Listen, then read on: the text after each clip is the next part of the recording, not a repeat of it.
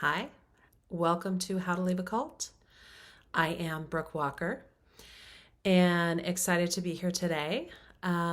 This episode is brought to you once again by my coaching company called 100 Years of Bliss. I created this company specifically from what I had come out of. So most of my coaching and public speaking is done in different arenas, but it was created because we have this genetic capacity to be here for 100 years.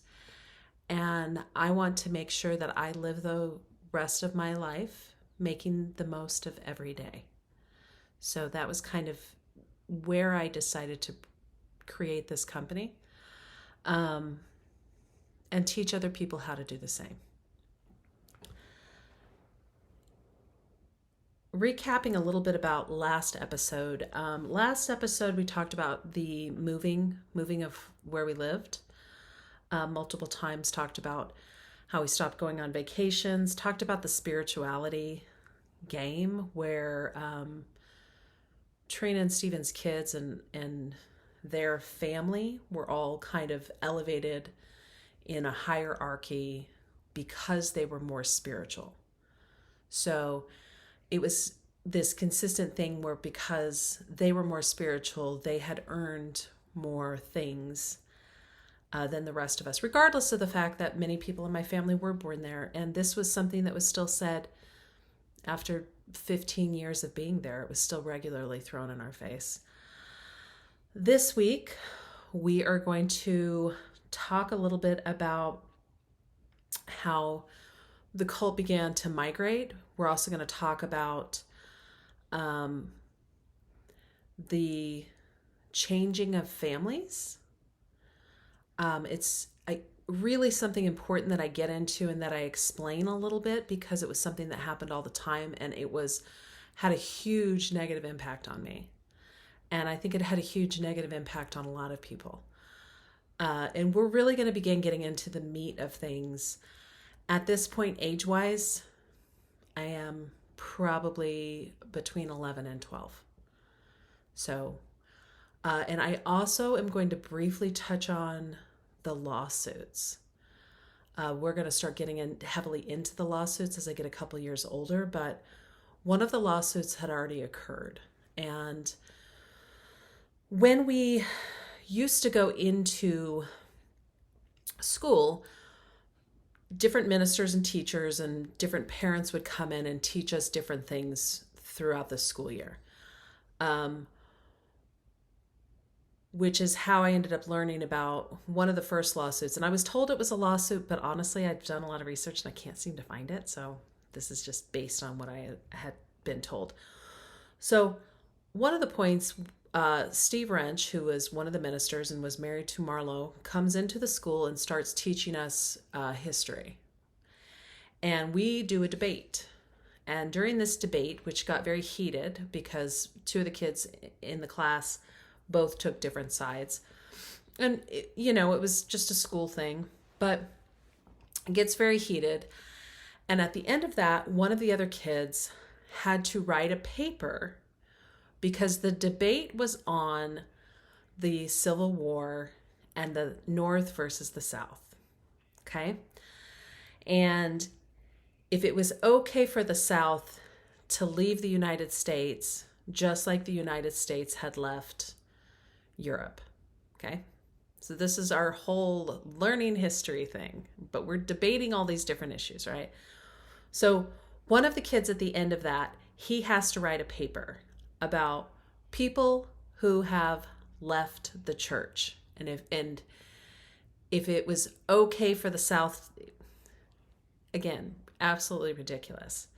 So there was families that had been in the church before we got there who had left, who had also lived in close proximity. They actually lived on the same block.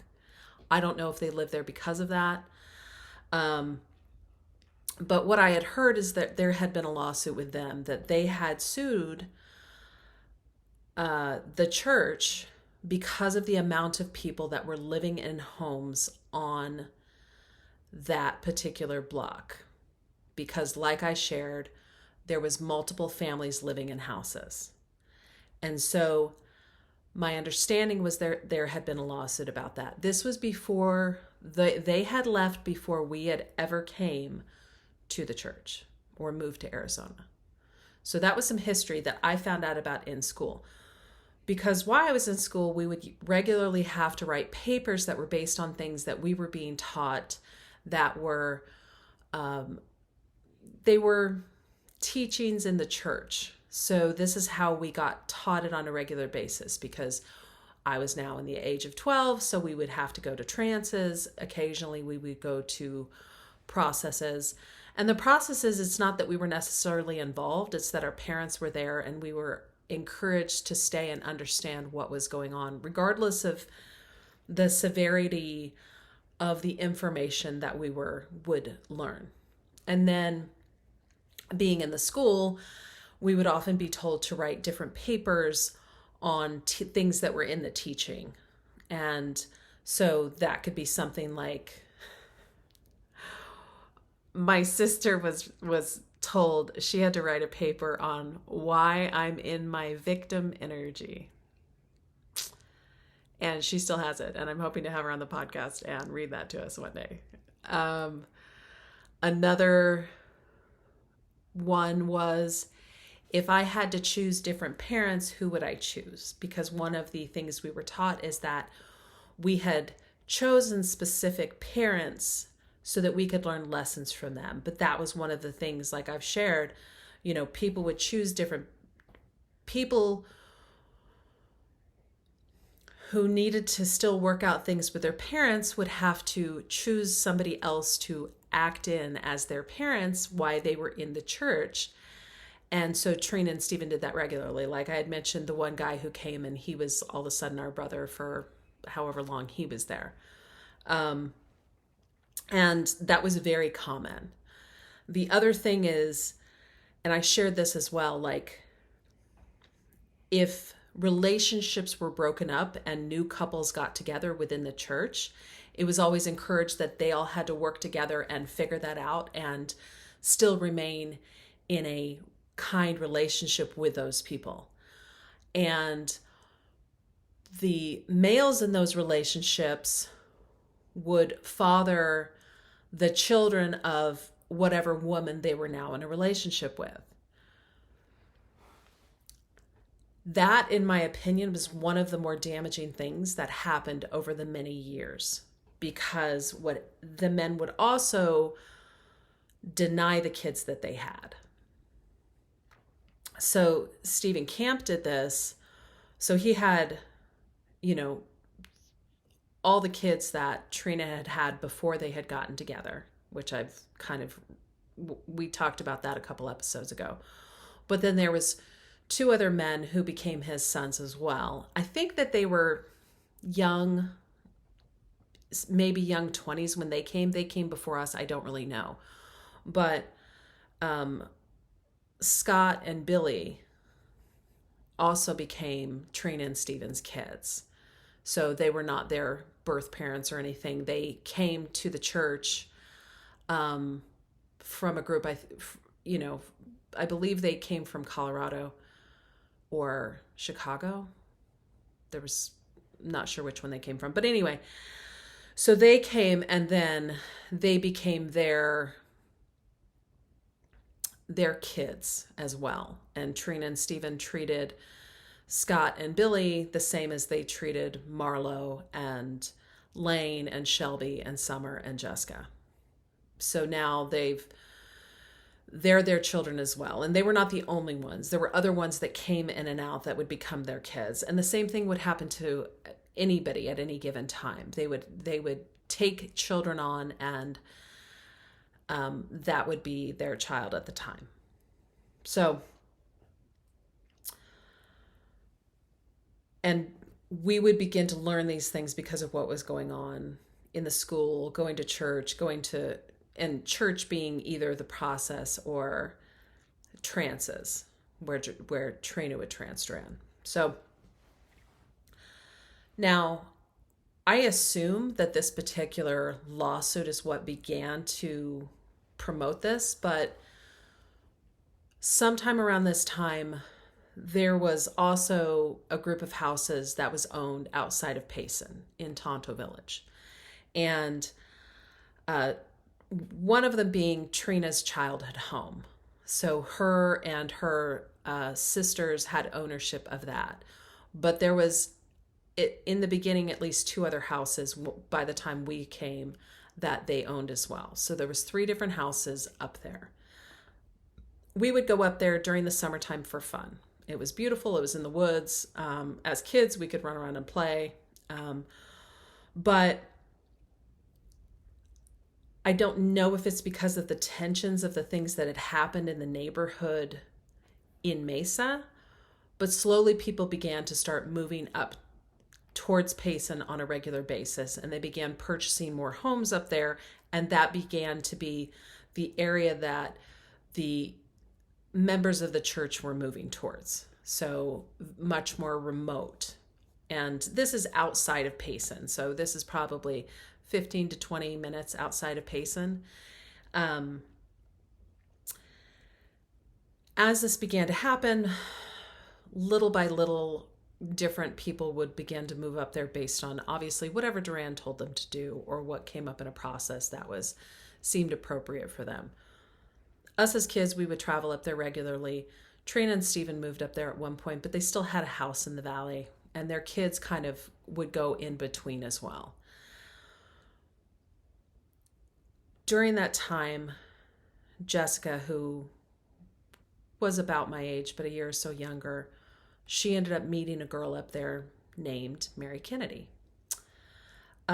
Mary's father had lived out in another community a little bit farther out from the village that we lived in.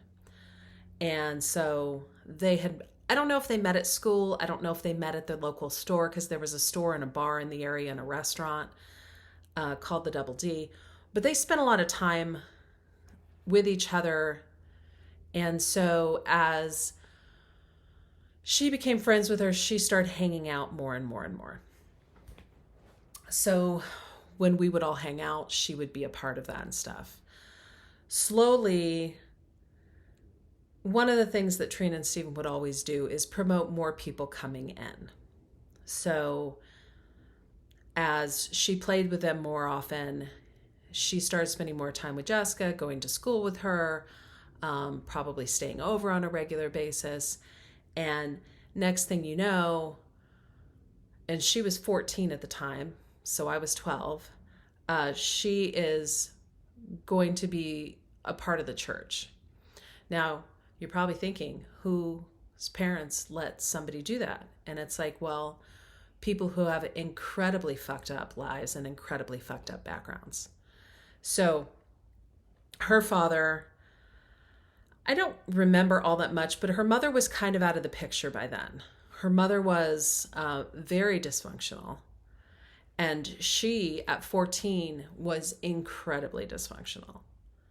She was drinking, smoking, all of these different things.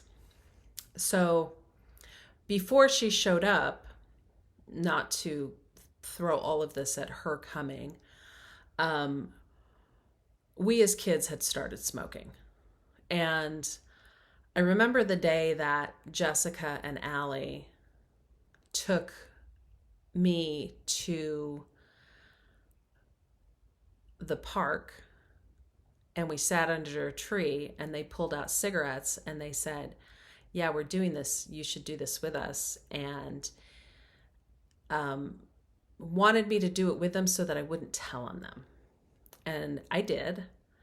And I remember we thought it was fun, and we thought it was like our parents, and we tried to be cool doing it. And I think some of that's pretty normal stuff. But our parents, I mean, smoking and drinking was a regular habit. And I think just about everybody smoked cigarettes. So it was really easy to get access to them because there was packs of cigarettes sitting around all the time. So we had started smoking. And then all of a sudden Mary comes in, and somewhere around there we started drinking too. So here I am, and I'm a 12-year-old kid. And we see drinking all the time.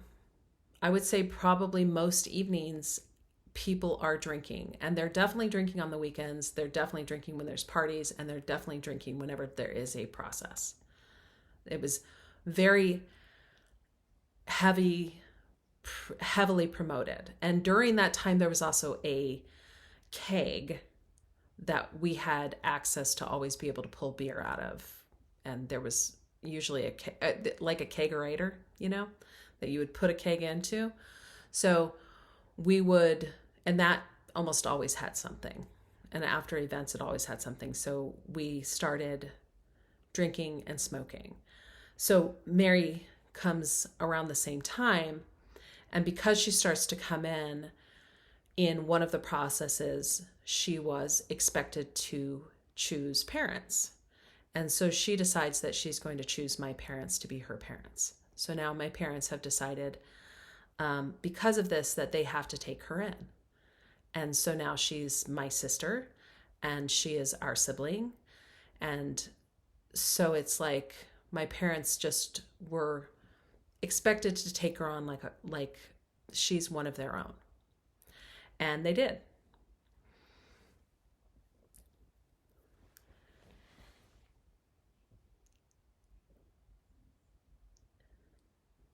And excuse me for pausing, but this was one of the most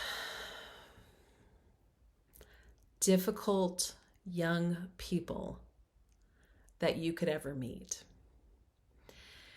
And I mean, my parents loved her. They gave to her. They never excluded her. They never treated her differently than the rest of us.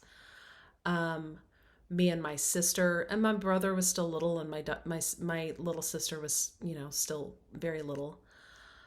We all just completely consumed her as a sister. But she was a fucking train wreck. She was horribly abused. She came from an incredibly abusive and molested background. When she was doing things of like reliving her childhood, she would just babysit some of the other kids and like love to play Barbies with them. Even at whatever age, like her favorite thing was just to play with the kids and play with things. And at one point she had a baby doll, and I think she might have actually taken it from one of the little kids in the community. And she would play with the baby doll, and I felt like it was always like the things that she didn't have. But the problem is that she was 2 years older than me, and it always made things confusing because of everything that was put on me to try to deal with the situation. And she acted out all the time. She would have baby bottles filled with vodka, and we all as teenagers would steal alcohol together. But she did it on her own all the time too. So she would steal vodka, and you would think she would have a baby bottle with her doll, and she was actually feeding her. It was actually full of vodka. Then, so all of a sudden she's my sister, and then sometime around this time as well, my parents start looking for the daughter that they had given up for adoption. So they're beginning to try, like they've reached out to it was a closed adoption. They've reached out to the adoption place that had put it together. And when you're in a closed adoption, the adopted child and the parents both have to be looking for each other, which should open up the link that they would be put together by the agency that had performed it. And they were trying to do that, but for whatever reason, the agency did not put them together, because apparently she had been looking for them as well. So my mom ends up finding this agency that illegally would go into court documents and find information. Interestingly enough, and this is kind of like another thing too, they had gone to trance in asking for assistance from Dr. Duran to see if he would help them find out where she was so that they could locate her more quickly as well. And Duran had told them that they needed to look for John Black. So they began looking, but I mean, this is over 30 years ago. Looking for somebody by a specific name as big as that is not that easy to do. So my mom ends up finding this illegal agency that will look up court documents. And so they do go in and they find her now, and they find her name, and they end up locating her. And because Duran and them processing in the church, and the church manipulating everything like the church always did, they decide that they're going to have Trina write a letter to her, and her name now is Kim. So they're going to have Trina write a letter to Kim, who is now in college, in her 20s. She probably would have been at least 21, because I think she's like 10 years older than me. So she could have been 22. So she's in college now. So Trina writes her a letter. So they begin searching for her. And she responds. And she ends up calling. And my parents found her. And she came out so she comes out to come visit as soon as she was on a break from school. And she had been looking for my parents as well. And her mom comes out and visits, and it was absolutely amazing.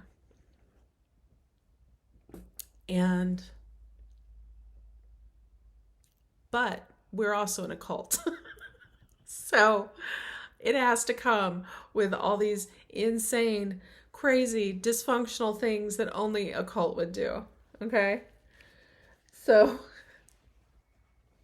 she comes to visit, and instead of, it's the only night that my mom is given grace to not have to cook dinner for the 80 people she cooks for every night, right? And so we end up getting Taco Bell, which was whatever, right?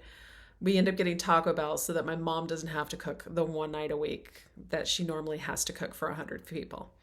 And, and normally you're not allowed to do anything that you're not allowed to do, right? And then we, as kids, all get dressed up.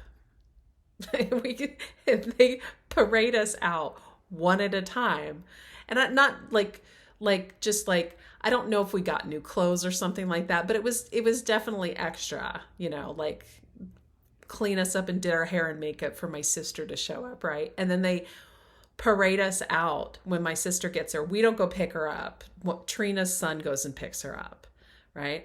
And then so she arrives, and when she gets there, it's just my parents, so she gets to meet them first. And then one at a time, they parade us out there to meet her. And so first it was my older sister, Megan. Then it was me. Then it's my little brother, Matt. And then it's my little sister, Dinah. And Dinah's tiny. Dinah is an infant or whatever. Yeah, she was probably toddler. She was probably 3 or something like that. And then Sage gets taken out last as being the youngest, because they decided she was the youngest child because she's been in our family for the shortest period of time, even. So then I'm sorry, Mary's name was changed once she became my sister. My parents renamed her and named her Sage. So if I call her Mary, it's because to me her name is Mary. But if I slip and call her Sage, it's because that's the way I was raised and grown up with her to be. So Kim comes, and she spends a little while. She ends up coming back in the summer. Her mother comes and visits. It was really very wonderful and very healing on so many levels that this, and my parents, as part of my dad's law practice, started doing adoptions, and they would always represent the birth mother. And I think that that was one of their ways of beginning to like heal what they had been through. Having had to give her up for adoption when they were really just very young. And then it was amazing to meet her, and I'm still close with her now. So now we have, and then she went back, she went back to school, but stayed in close relationship with her and have been so for many years. So, and it's hard for me to tell you guys all of this stuff and make sense of the millions of things that were going on all at this time, because now Sages are in our family, and so me and her share a room, and there's all this joyous thing of meeting my other sister, and then there's this other sister that I have that I'm supposed to feel joyous about, and I don't feel any joy about it at all, because what came with her was all of her damage and all of her acting out and all of her destruction. And it felt like it was a particular attack on my family. And I look back now and it still feels that way. And it still feels like almost it was something that was created out of this religious, abusive environment that forced you to take things on, whether you wanted it or not, because they thought you would be more spiritual if you were. So some of the ways that it became really difficult, specifically with her, is that she would talk to us, and I'm 12 years old and I don't know anything about sex, and she would continuously talk about sex that she's had and all of the sexual partners that she's had. So she's incredibly promiscuous, and has not only heavily drinking, but she promoted that, and she also was into a bunch of other drugs. So she brings all of this stuff with her. And I learned sex from her. I learned what sex was from her. But not in any good kind of way. Not like, oh, this is what sex is. It was like her talking about, having sex in the back of limos with all these people. And I think that a lot of it was lies, but I didn't understand it or have anywhere to put it into context. And it's because she had so much abuse that had not been dealt with. And my parents got her into different programs to try to help with all of this stuff. And at the same time, every time there's a trance or a process, we're these kids and we're told that we are like the bad generation. Like we're the generation that are the biggest assholes of all the generations that have come before us, or all the generations that are coming after us. And so I always just felt like, no matter what I did, I was going to get in trouble for something. And then I couldn't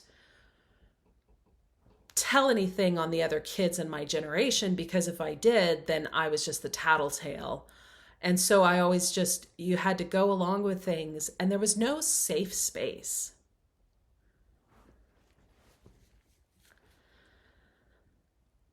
There was never any safe space to get out of any of it. So you just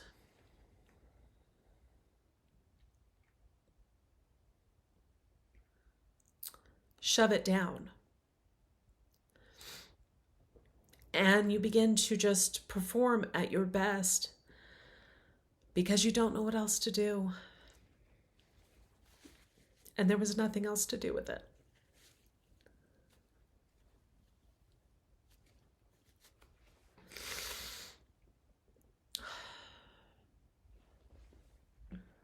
So, I think that is plenty of information for today. And, I mean, we were not the only family that got, jacked around. I mean, I would say we got it bad, but then sometimes I look at other families and I'm like, I don't know how they survived the level of destruction that occurred on their family. So like talking about the way that Stephen was, and how they had all these other children. The other problem is when other couples came into the church, if they didn't stay together, they still stayed in the church. And this is a very small community of 100 and some people, right? Maybe 150. And so all these people are in each other's lives and living with each other, and kids are playing with each other. And a couple splits up, and now all of a sudden the man is in another relationship with another woman who's in the church, and now he's fathering her children. And he's not fathering the children of the prior relationship he's in. And that happened all the time. Never happened to my parents, but it happened to so many of the couples. And so many of these kids would see their dad fathering somebody else while not fathering them. And they would be told, well, now this person's with your mom, so now this is who you need to treat as your dad. And this is and we're going to school and getting this reinforced all the time. And around that time, like, I remember one of my friends, her dad left in the middle of the night. He was one of Trina and Steven's kids. And he just fucking disappeared off the face of the earth. Just took off. Shocking. We all wish we had. At the time, it was devastating. Looking back, I'm like, fucking kudos to him. But he left an ex-wife, a current wife, and a ton of children behind, just to rot in that environment. So, next week we are going to dive into more stuff and how the lawsuits began to change and create new things. Also, how the school began to change and the charter school stuff. At this point, it was still a private school before they had become a charter school.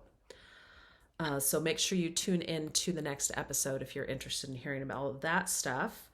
I wanted to talk about something that's been on my mind as far as healing. And it's something I practiced a lot. It's also something I still have to practice sometimes, which is forgiveness. So forgiveness is like lifting a weight. If you're going to start to practice forgiveness, then you need to make sure that you start with the small things first, because you can't lift bigger weights than you can lift. And so when I talk about doing forgiveness, like, I want people to understand, like, I'm not talking about the biggest offense that ever happened to you. I'm talking about starting with little things. And as those become easy, then you're going to start trying to lift the larger things, the more difficult things to forgive. So if there's many things you feel like you need to work on, make sure you write them down and then list them from easiest to most difficult. And I'm going to kind of tell you how you do that. So when you're practicing forgiveness, you want to be able to think of that the person that you're actively trying to forgive, that you could actually go up and give them a hug. So the best way to begin to do this is understanding that you don't understand everything going on, that we all have battles we're trying to fight any given day. And you don't understand somebody else's battles. So anything they may have done to you may have nothing to do with you. It may be that they're going through their own level of difficulty. And so we have to do this by coming with empathy. We have to, and this is why you start with the little things. So if starting with the little things could be that, somebody cut in line in front of you at a grocery store, right?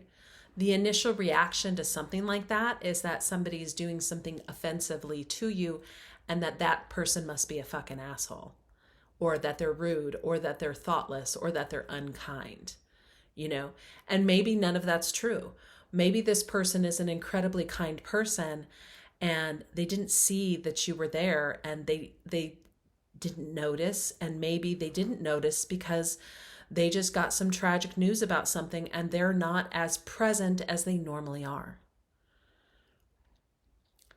Either of those could be as equally possible.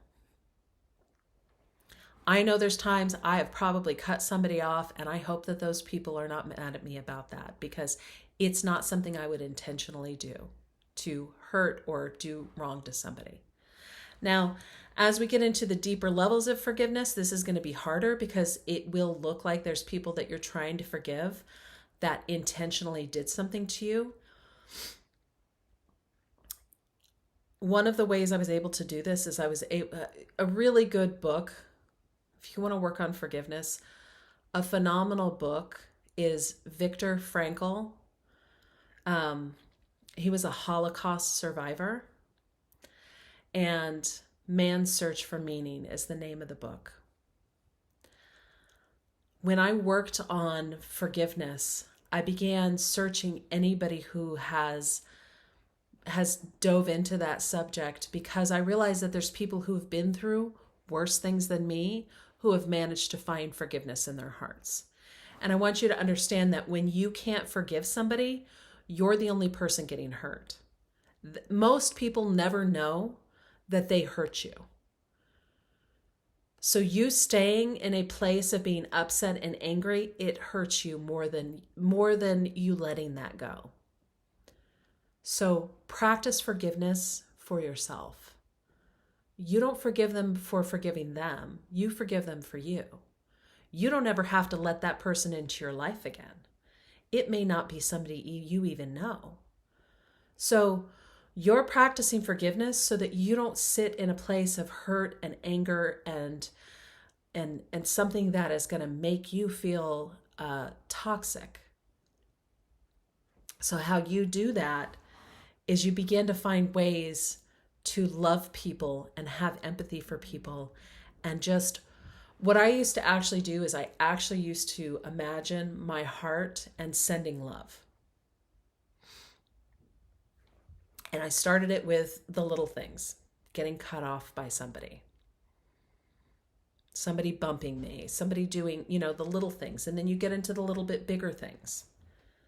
The bigger things could be things that happen with people that you care about that are close to you. And you find out, oh, well, they are going through this. Like, I love them. I don't want to hold on to this. I don't want this to get in the way of my relationship with this person that I care so much about. And from there, you can kind of keep expanding it to the next thing. And if you really have a lot of forgiving to do, or you really have a lot of people that you still have a lot of hurt and pain from, then I completely recommend doing some research on other people that have worked on forgiveness. If Holocaust survivors can forgive, I think that you and I can. Pretty sure. There's bigger things. And I also kind of explain to people, your emotions are part of what dictate whether or not you still have things to work on and heal. So I saw a post the other day, somebody talking about triggers, and it's like, they triggered me and I don't have them, and it bothered me because they're talking about, being triggered by people, and now they dictate who they do and don't spend time with because of the triggering and stuff like that. I want to set something straight. If something triggers you, that's about you. And it is your responsibility to figure out why it triggers you and what you need to heal and work on in yourself so that you're not triggered. Let me give you an example. I had been working on the forgiveness stuff for a very long time. And I ran into somebody who had been in the church, or it still was in the church, that I had a lot of baggage with.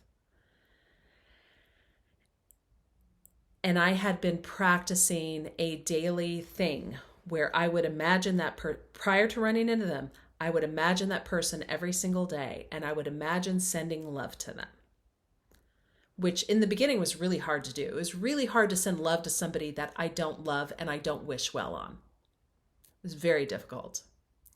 But amazing things happens when you do it. I'm telling you, amazing things happen when you send love to people that you don't want negative connections with anymore. So I would send love to this person every single day for well over a month. And then finally I run into this person, and you know what? You know what I felt? Nothing. I felt nothing. It was the most free feeling I had ever felt in my life, as I felt nothing.